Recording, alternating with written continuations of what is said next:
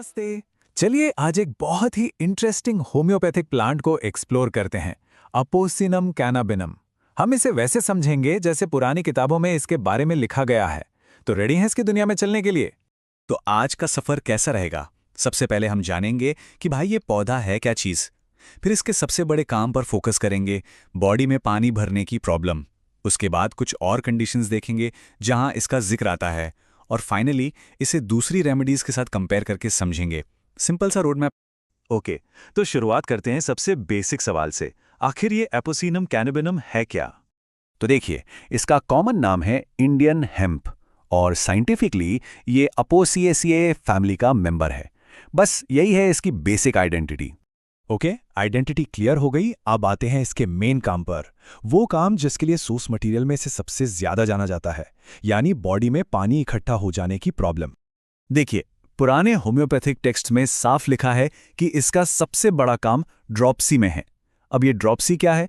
Simple भाषा में कहें तो जब बॉडी के टिश्यूज में या खाली जगहों में एक्स्ट्रा पानी भर जाता है, उस कंडीशन को ड्रॉप्सी कहते हैं। और ये line excretions diminished specially urine and sweat, ये बहुत इंपॉर्टेंट है। इसका सीधा सा मतलब है कि बॉडी से पानी निकालने के जो नेचुरल रास्ते हैं, जैसे यूरिन और स्वेट, वो बंद से हो जाते हैं या बहुत कम हो जाते हैं। मतलब बॉडी पानी को आसानी से निकाल ही नहीं पा रही है। तो इस तरह के ड्रॉप्सी के सिम्टम्स क्या हैं? बड़ी अजीब सिचुएशन है। एक तरफ तो जोरदार प्यास लगती है, लेकिन जैसे ही पानी पियो वो पेट में रुकता ही नहीं, उल्टी हो जाती है।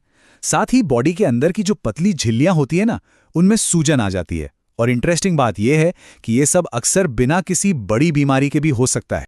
तो सवाल उठता है, ऐसी हालत बनती कब है? सोर्स मटेरियल कहता है कि ये अक्सर टाइफस, स्कारलेटिना या सिरोसिस जैसी बीमारियों के ठीक होने के बाद देखा जाता है। और एक और रीजन बताया गया है, अगर क्विनाइन का गलत इस्तेमाल हुआ हो तो उसके साइड इफेक्ट के तौर पर भी ये सिम्टम्स आ सकते हैं। तो ड्रॉप्सी इसका मेन रोल है, ये तो क्लियर हो गया।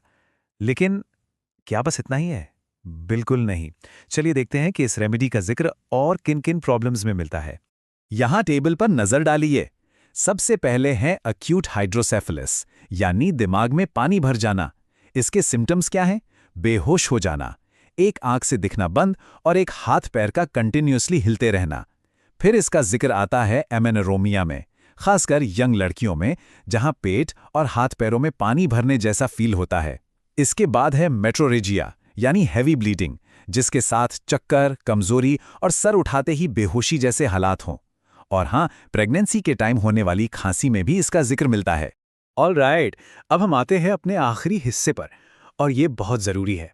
यहाँ हम देखेंगे कि सोर्स मटेरियल में अपोसिनम को दूसरी रेमेडीज के साथ कंपेयर कैसे किया गया है, क्योंकि कंपैरिजन से ही तो असली पहचान होती है ना? सोर्स में इसका कंपैरिजन इसलिए किया गया है ताकि हम इसके यूनिक कैरेक्टर को ठीक से पकड़ सकें। और सबसे इंपॉर्टेंट कंपैरिजन है, ये देखिए, इसका सबसे बड़ा डिफरेंस दिखता है एपिस नाम की रेमेडी के साथ। ये बिल्कुल ऑपोजिट है। एपोसिनम वाले ड्रॉप्सी में जोरदार प्यास लगती है, पेशेंट पानी मांगता है। लेकिन एपिस वाले ड्रॉप्सी में बिल्कुल प्यास नहीं लगती, थर्स्टलेसनेस। ये एक गोल्डन रूल जैसा है इन दोनों को अलग करने के लिए। कार्निकस के अलावा ड्रॉप्सी के केसेस में इसकी तुलना कुछ और रेमेडीज से भी होती है, जैसे कि एसिटिक एसिड, आर्सेनिकम, सिंचोना और डिजिटालिस। ऑफ कोर्स इन सब के भी अपने अपने अलग अलग स्पेसिफिक सिम्टम्स होते हैं। तो चलिए एक क्विक रिकैप कर लेते हैं। पॉइंट नंबर 1, अपोसिनम कैनाबिनम यानी इंडियन हेम्प। इसका मेन काम है ड्रॉप्सी में, यानी बॉडी में पानी भरने में। पॉइंट नंबर 2, इसकी खास पहचान है जोरदार प्यास का होना। पॉइंट 3, इसका यूज हाइड्रोसेफलस और ब्लीडिंग जैसी कंडीशंस में भी होता है। और सबसे इंपॉर्टेंट पॉइंट नंबर 4, इसका की डिफरेंस एपिस से है, जहां प्यास बिल्कुल नहीं होती। तो सोचिए, एक पौधा और उसके इतने सारे गुण, ये तो बस एक झलक है। ये सवाल जरूर उठता है कि ऐसी और कितनी ही जानकारी इन पुरानी किताबों में, इन पुराने टेक्स्ट में छिपी हुई है, बस हमारे डिस्कवर करने का इंतजार कर रही है। इस पर सोचते हैं। मिलते हैं अगले विषय के साथ।